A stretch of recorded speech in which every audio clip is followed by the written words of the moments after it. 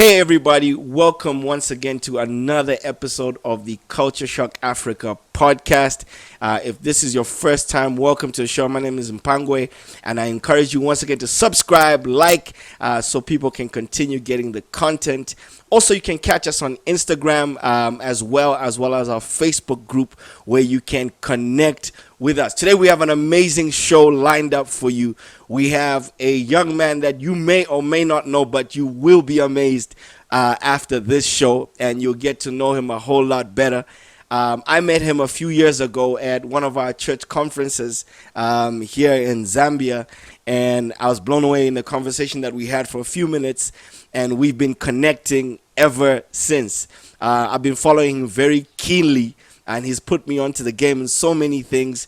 He is the founder of Headstart Africa and a whole lot of other things. So Headstart Africa is one of the largest online mentorship or entrepreneurship platforms here in Africa, and there's so much great content there. I've been amazed by some of the summits that he's put on online, drawn in such value and has changed so many people's lives. And you're going to hear so much more about him. So please, Culture Shock, make some noise for my man, John Obidi. Right, John, please welcome to the show. Welcome to the show, right? Thank you. Appreciate it. Yeah, John, I mean, I know you, but tell the people who John Obidi is and what John Obidi does. My name is John Obidi. I am a new media consultant. I help brands get visibility and monetize their online presence. I'm also the founder of Headstart Africa, a mentoring community consisting of over 160,000 Africans and with sprinklings of people from all over the world. And my major passion is in building and monetizing online platforms. That's where I hope to get the bulk of my conversation here today. Right. John, I mean, I would love to find out from you your story about how did you really get into the whole, building online platforms and communities. What drove you that direction on a continent which is largely resources driven? What drove you in the tech kind of online space? I like that question because my answer to that is it's a bit faith-based. You're a man of faith yourself, so it's an interesting direction to take the conversation. When Jesus said something that we are of this world, we are in this world, but we are not of this world, right? And so I've never really seen myself as limited by Africa, even though the external realities may have appeared so. Right.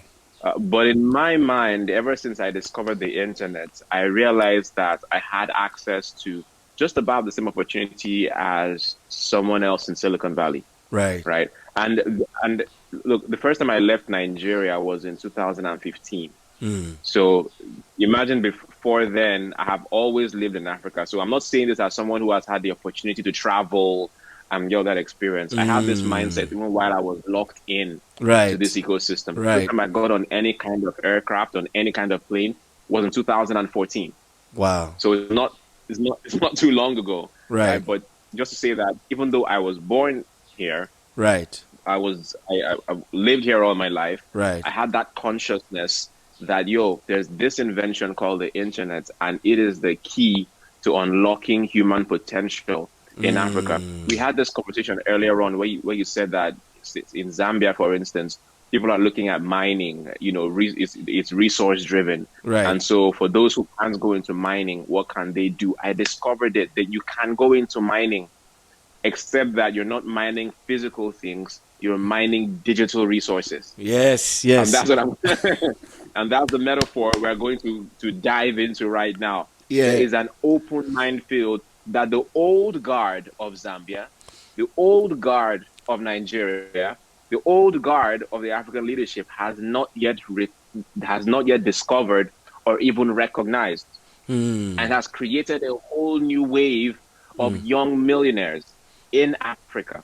And so more and more people need to be able to recognize this minefield, well, not minefield, they need to recognize this mining industry. And we were talking earlier on about people who like people, pastors who are just now having an online presence. Listen, the conversation has now moved beyond having an online presence. We preached the gospel of having an online presence in 2010. We've moved beyond that. All right. Having an online presence is the equivalent of having a post office box in 2021. All right. We've moved beyond that. All right.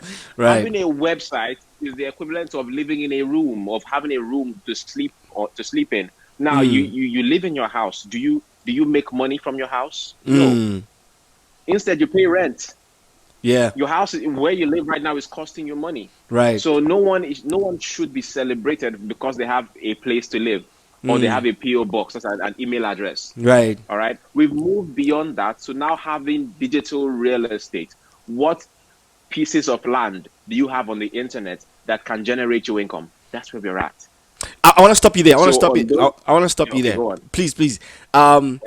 Years ago, we met and you talked about Telegram, right? And we're Yeah. not giving the the app juice at this point. But I remember our conversation years ago, 3 years ago. First of all, you were on Telegram 3 years ago, and I was like, "What's this Yes. guy talking about? What the heck is Telegram?" Like Facebook is doing the business, like Instagram is doing the business, and I then told you guys. years later, Facebook changes the algorithm, and suddenly our pages, which have thousands of people, are not getting any traction. And I remember your message. I don't want you to glance over that. I remember your message where you said you need to get people off these platforms that you are renting and onto platforms Yeah. that you are own. Please elaborate on that, because I think people need to understand what you've just said. Yeah. So I teach this in my program, Platform Masters Mentorship, and so I broke down platforms into three kinds of platforms. You have rented platforms, you have owned platforms, and you've got hybrid platforms, right? And I said that rented platforms, I derived that from a saying we have in online marketing, which is you do not build your house on rented land.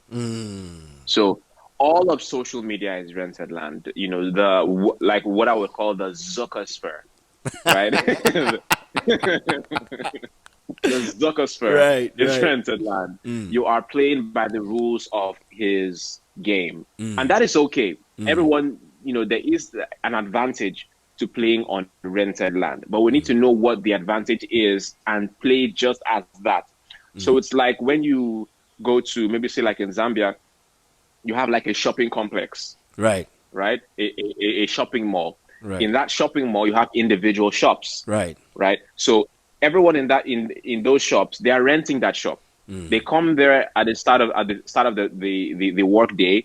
They do their business, but they don't sleep there typically. They go home. That's what Facebook is like. Right. All right. You don't live there. You go there because it's a shopping mall. It attracts all kinds of people. Over 2 billion users come in there to do their business and go home. So Right. you too should come there, do your business with those people, and go home or direct them to your home. Right. Right. Right. Because the right, landlord can come the next day and say, "Hey guys, rent is up 30%, and you guys have to pay." Or, "Hey, we don't like the way you're painting this store. Paint it pink." All right. Or, "Hey, we don't like what you said about this person the other day. Take it down." Right. You know, and so on and so forth. So you stay there, attract them. People are going to come, and then you direct them to your home. Okay. So when people come to your Facebook page, use Facebook for the juice and send them over to a platform that you own and control. Right. And that is what leads us to the owned platforms. Owned platforms, for example, are the ones where you control the rules of the game. You control the frequency with which you interact with those that follow you, and you have a database of those that follow you. For example, on Instagram, you have followers, but you cannot take those followers anywhere with you. Right. Okay. And so it limits your influence on those people. But we have an email list. You can take that email list as data. You can take it from place to place and maintain how you communicate with these people. So email is its own platform. And then we have hybrid, which is the one I am so passionate about. All right. Hybrid. And that is why I got on Telegram early. Right. Initially, I hated Telegram because because at first glance, it looked so weird. left it alone. But over time, I think I was on a coaching program, and the coach was in the United States, and she was using Telegram to coordinate the coaching program. So I had to, if I was going to be on the program, I had to download Telegram and join their Telegram group. Right. And there I was forced to now give a second look at Telegram. I'm like, oh my goodness. Oh my goodness. And my mind blew. Why was that? Do you know the one feature that made Facebook blow up? No. There is one feature: push notifications. What? Now, I don't know when you got your Facebook account, but I think I got mine in, 2008 or 9. I was about 9, 10. And yeah. At that time, Facebook was really ugly. It was just a website. Right. Yes. Right? Yeah. And so in order to know what was happening on Facebook, you had to open your web browser and check, right? There was no app at the time. Right. There was a mobile website, but there was no app. But the moment they deployed an app, that was the game changer. You know why? When someone liked your comment or commented on your post, you got a push notification. Yeah. And if you remember, in those days, I don't know if you will still have it now. When you had the notification, the red lights on your phone would be blinking. Yes. Right? The BlackBerry and days. Your life would not remain the same again until you found out why your red light was blinking. Come on. Yeah. So they were able to bring people into the app without their own decision. Like in the old days, you would decide to go to Facebook and see, and then you could leave. But now they've been able to pull you back with that red light. Yes. Yeah. And so that was what sensitized me to the attention economy. For you to be able to create a pull effect, right, you need to engage people with push notifications. If you're on any platform that does not send push notifications to your followers every time you post, you don't have control or agency over attention. Wow. And I realized that if you had a Telegram group or a Telegram channel, and anyone subscribed to your Telegram channel, for instance, right, and you made a post on a Telegram channel, Telegram sent a push notification to every single person. Yep. And I was like, oh my goodness, and it's free? How the heck is this thing free? Right. And then I juxtaposed Telegram with WhatsApp, which was the closest thing to Telegram at the time. WhatsApp was just playing. WhatsApp was joking. First of all, WhatsApp does not have channels. Secondly, their groups feature has a limit of 256 people. Right. Thirdly, they've got severe privacy issues because I don't know whether you've joined any WhatsApp groups, but when you join a WhatsApp group, you can see the phone numbers of everybody else who's in there. Right. A lot of people don't like it. But True. with Telegram, there's that privacy. Right. People don't need to see your phone number, so everybody feels safer on it. And so I realized that this could be a starting point. There are people who want to join my WhatsApp group, but they're their privacy. So I could tell them, look, join me on Telegram. Your data is safer. Nobody can contact you without your consent. I even made a video tutorial, if you remember, on how to protect yourself on Telegram. So they felt safer. So they would join my channel. And when you join a Telegram channel, it tells you how many people have read a message. Yes. The little eye in the corner. Yes. And I could see what kind of, I was getting like 70% open rates on my messages. This was never seen before. Right. And so I began to preach the gospel of Telegram. I said, yo, guys, and that was even before they started the voice chat feature. Right. I said, guys, Telegram is the next frontier. Right. But people weren't listening. And I was like, okay, then that means I have no competition. But I kept on preaching it though. Right. Like, guys, you need to get on Telegram. You need to get on Telegram. And you know what's funny with that? A few weeks ago, because I'm on a few of your Telegram channels. I'm on your Headstart Africa channel. I'm on your, I think your Ask John Obidi channel, right? And there's another one that you have, right? But even Monetize Summit channel as well, right? I saw you start the Ask John Obidi channel last week, I believe, right? Or the other week. I saw you start it. Are you there? Have we lost you? Okay, John, I think you're back. You went away for a second there. Can you hear me? Okay. Yes. Okay, great. So I was saying, I saw you start the Ask John Obidi channel last week. Okay, Okay. and so I'm in your group, and I'm seeing the number of people that are actually joining the group. And I saw it start last week, and I remember talking to my wife. I said, look at this. He started this channel today, right? And I joined it, and I think as I checked, there's over 5,700 people or so in that channel in a week, right? And I mean, these are numbers you don't get on other applications that can give you like Mm-hmm. real time. You can see who's watching, right? Mm-hmm.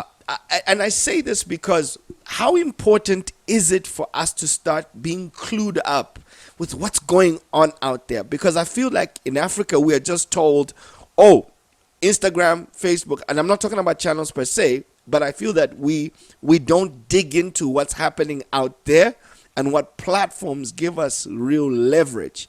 And I say this because I saw, I don't know if you can hear me, I saw um, Ryan Leslie a few years ago talk about some application that he made called the Superphone, right? Um, Ryan Leslie made the Yeah. Superphone a few years ago, and how he came out of the Superphone and how he was able to make millions of dollars with engagement with his true followers, right? Um, Yes. I think explain to people how important it is to have engagement as opposed to just following. Because I noticed that when you open the new Telegram group, people responded, and it's not a ghost Yes. group. Five, six, almost 6,000 people are in the group after a week, and others, and people are joining every single day. So these are metrics that show you that people are responding to what you say. I think put people on Yes. game to understand the importance of engagement and not just having, oh, I have 5,000 followers. Yes. So engagement, of course, stems from you having something to say, right? So, like Jesus said, a city set on a hill cannot be hid. It makes no sense to light a candle and put it under a bushel, right? So if you have a message, get people to get people on that platform so that you can spread your message. I get this analogy from when Jesus Christ was giving the Sermon on the Mount, right? So why was Jesus Christ using a mountain? Because at that time there was no social media, there were no loudspeakers, there were no microphones, right? You're preaching. So he had to step up to an elevated plane so he could project his voice. Right? So and because it was out there in the wilderness, if he could stand on an elevated plane and project, the wind and all that could carry his voice and people could hear him. So I think he was the one who invented the Yo, public address system. I'm done. I'm done. I'm done. I'm done. I'm done. I'm done. You just come on, man. You're killing us here. Jesus went to Yeah, something that could project what he was saying. yeah, Ah, man. Please go on. Go exactly. on. Yeah. So when he was up there, he could speak to them. All right. And so they could stand at the bottom of the mountain and they could all hear him. And so that where he stood was called a platform. All right. And so what do we have now? We have online platforms. Same thing.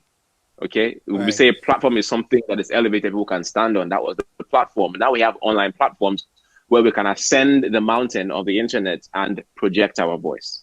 All right. And so when you say something and you have something worth saying, crowds will follow you. Like crowds followed Jesus because he had a message, he had something to say. All right. So engagement comes from having a message, and we all have a message, and we all have a group of people in the world that want to hear that message, that resonate with that message. Not everybody. Some people Right. would hear the things that I say and be like, yeah, not for me, and that's okay. But there are some people that will hear you, like when Jesus, according to the Bible story, when Jesus had resurrected and he was with those two men on the road to Emmaus, and he was talking with them and disappeared, and they were like, "Were our hearts not burning with fire when he was speaking to us?" All right, Right. so that is the way that some people would hear the things that you say, and their hearts would burn. They'll be like, "Oh my goodness, there's something," and they would follow you on any platform. Right. Right. So you are not for everybody, but the people that you are for will follow you everywhere. And so what you must do is to cast your nets. And so that's why we use the technology of Facebook advertising and Google advertising to cast our nets and spread. I'm like, hey, this is what I'm about. And Right. those who resonate will come over to your platform. And then when you keep on teaching consistently, showing up, and you are serving their needs, you're going to get engagement, right? You've got to realize one thing. There's a reason that crowds, there's a time that Jesus Christ's crowd exploded. And that was immediately after he fed the 5,000. Mm, mm, mm. Immediately after. And Jesus said, he said, look, I know why you are following me, because I gave you food. Yes. Yeah. And so you have to meet the needs of those that are following you. The things that you are teaching them, that is food. All Right. right. The things that they don't get to get for free on a regular day, that is food. As long as you are always meeting their needs Right. digitally, you're always going to have an engagement. They will tell their family, they'll tell their friends, they'll tell their loved ones, and so on. And so that's what it is. So when I open a new platform, if I move to, I think there's a new app called Signal. It's not that new, but it just got relevance recently. Right. If I say I'm moving to Signal, I'm going to get thousands of people on that platform immediately because I've been showing up for them on previous platforms. And so messaging is very important. Showing up consistently is very important, and never missing out an opportunity to serve your audience. Right, right, right, right. Let's talk about some of these global platforms, right? You've talked in about a few of them, and you mentioned how this digital mining industry is making some millionaires in Africa. I mean, help people understand what's really happening. What are some of the achievements we've seen? Paystack in Nigeria come out. We've seen other people doing great, innovations. But what are the opportunities? How can somebody make a difference, an impact, and also a business in Africa with our challenges, right, in the global space, in the digital space? Okay, so we have to understand, the metaphors that I use here, digital real estate. So what does it mean to have digital real estate? Let's deconstruct this for a bit. We started out saying this about talking about online presence, and again we've left that message behind in 2010. That is so 2010. So by now everybody should have a PO box. That's an email address. By now everybody should have a website. That is where you live. But when you have a place to live, the next thing you think about is maybe I should buy a piece of land that I can rent to other people, or instead of renting, maybe I should build a mall on that piece of land so that I can I can create income generating activities on that land and make even more money, or whatever. What can I do on that piece of land that can increase the value, or maybe sell at a future date? Now, so when you buy the piece of land, it's very cheap on the internet. What is the piece of land? Web hosting. Yeah. That's your piece of land. Get a web hosting plan. That's a piece of. Get a domain name. That's a piece of land. Right. Then you decide what you want to build on that land. You want to build a mall? That's Jumia. That's Amazon. That's Alibaba. Right. And Alibaba, people come and they pay for shops. And you make money off of the income generating activities all in your mall. Right. That is digital real estate. Right. That's how Amazon makes money. So your goal should be, how can I create an idea within this digital economy such that the income generating activities on that piece of real estate can earn me an income? This is the paradigm. I want to just think in these terms. Many ideas begin to come. Right. A blogger, for instance, what does a blogger do? A blogger is simply a newspaper house. Right. Wow.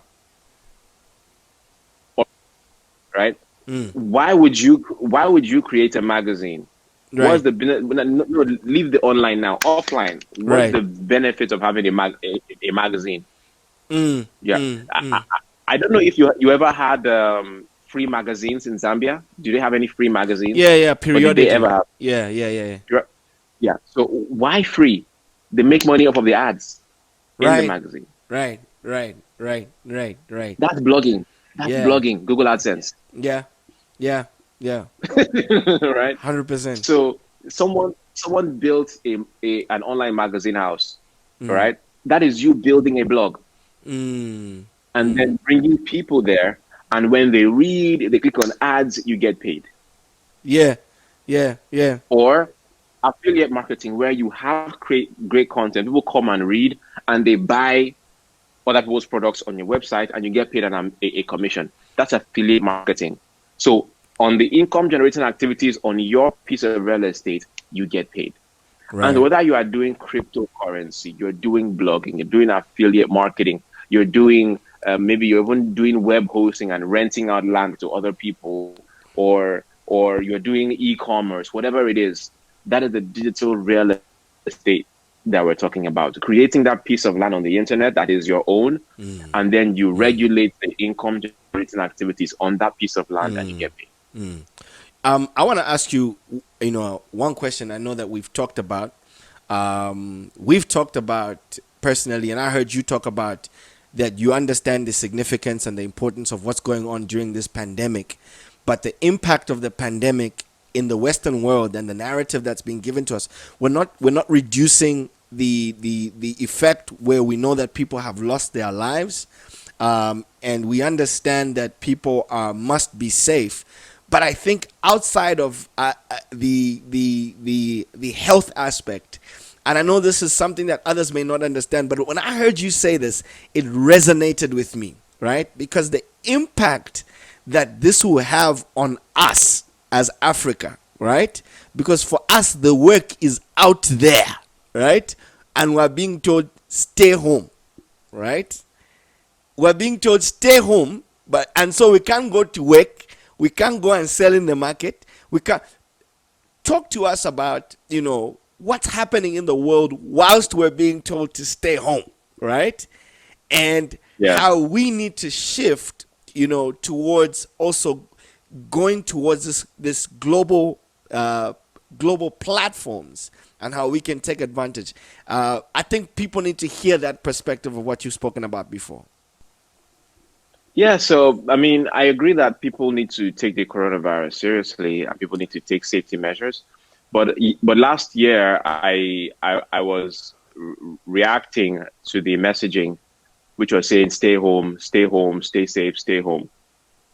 It felt like there was one gospel being preached to the poor of Africa and a different gospel being preached to the ultra rich of the world because they weren't staying home. I hear you. Jeff Bezos was not staying home.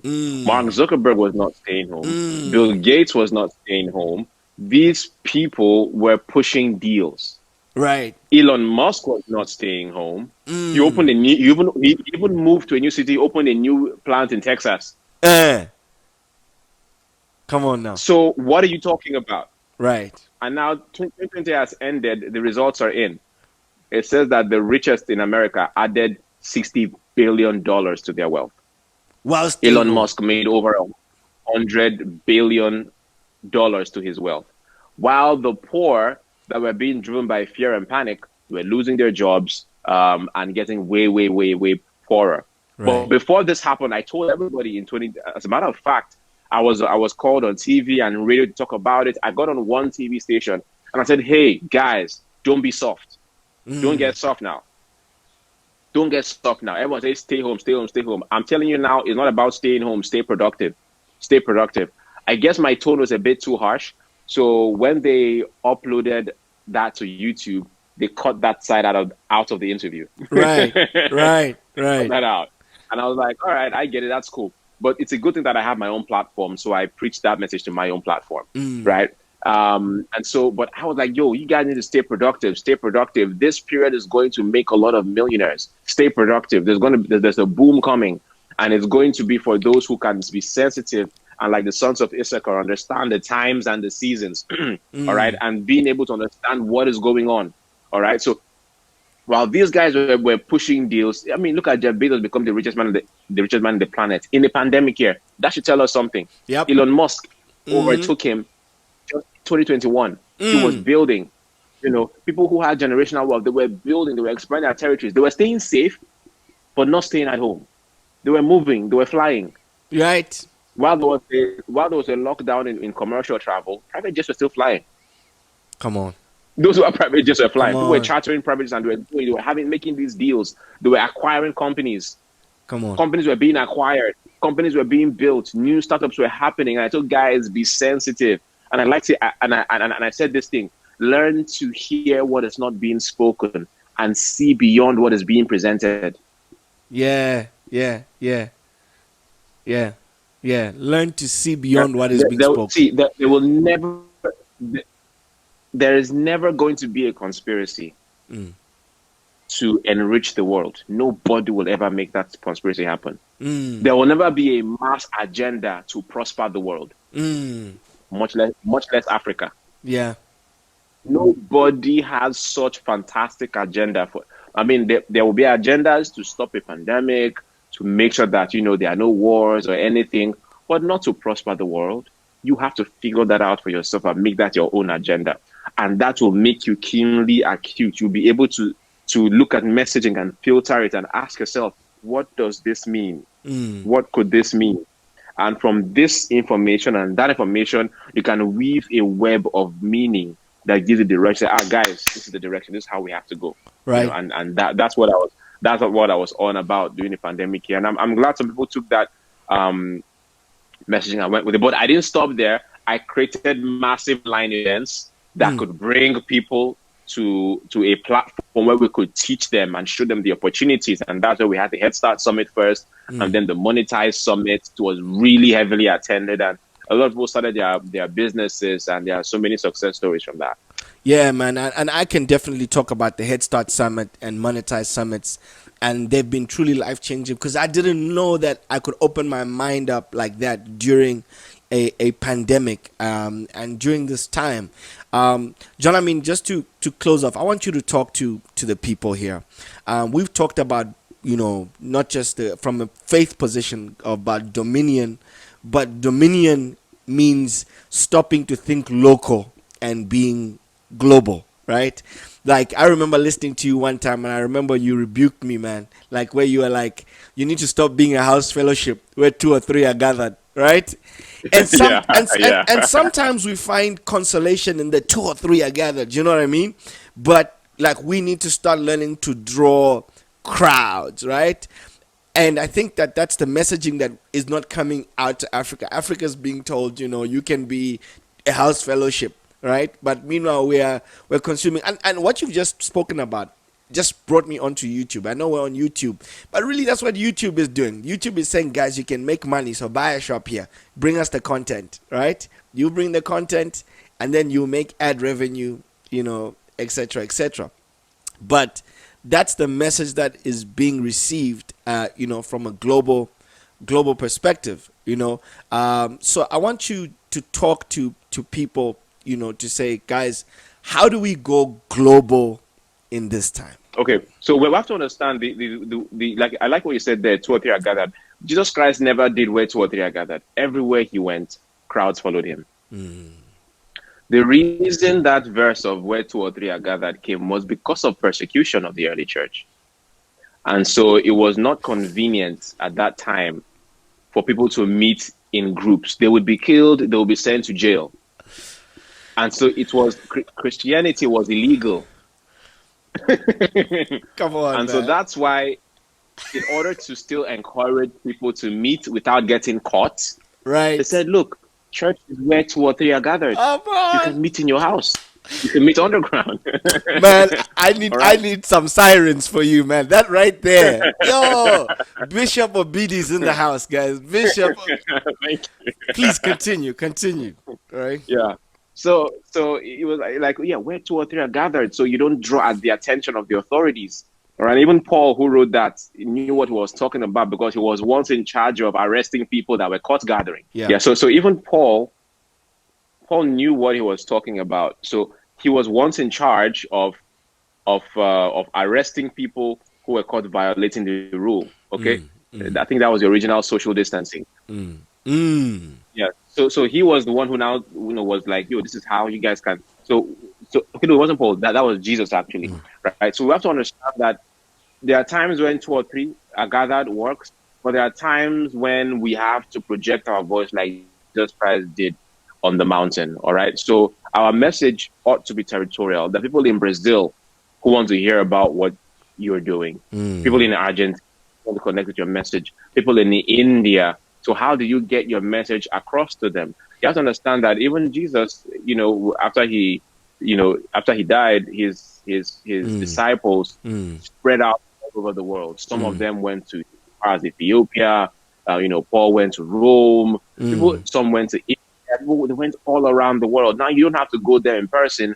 Just send your word. Remember when the centurion told Jesus Christ, "You don't have to come to my house."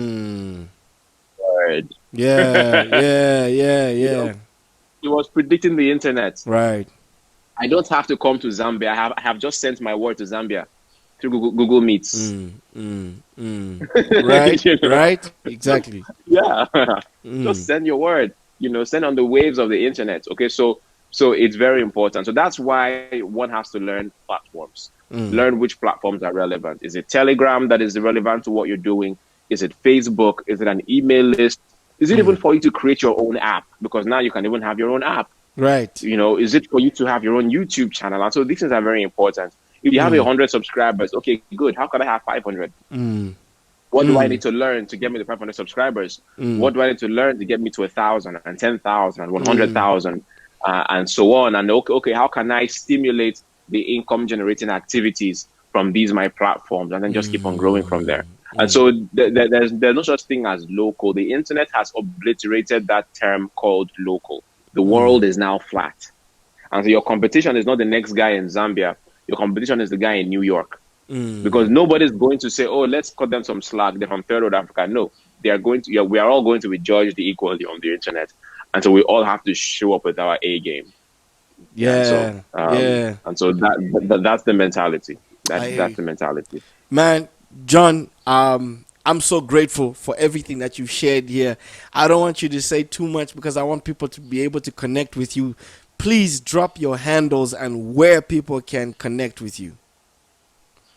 So Instagram is probably the most obvious one, at John Obidi on Instagram. But most of my messaging is being shared on my Facebook group. That is Headstart Africa. So just get on Facebook and search Headstart Africa. You'll see there it's free to join, and we hold all our workshops, our webinars, and our teachings right there on the Facebook community. Right. So we're gonna share also all those details in the notes, in on our platforms on YouTube and everything, so you're able to see that. John, thank you so much for sharing such knowledge. If nobody has told you, man, we appreciate you. We're grateful for everything that you're doing. I think that you are futuristic, and sometimes when you're futuristic, it's not a message that everyone understands. But I'll never forget the whole Telegram thing. I'm like, this guy was way ahead, because I remember going on that platform. I'm like, what the heck is this, right?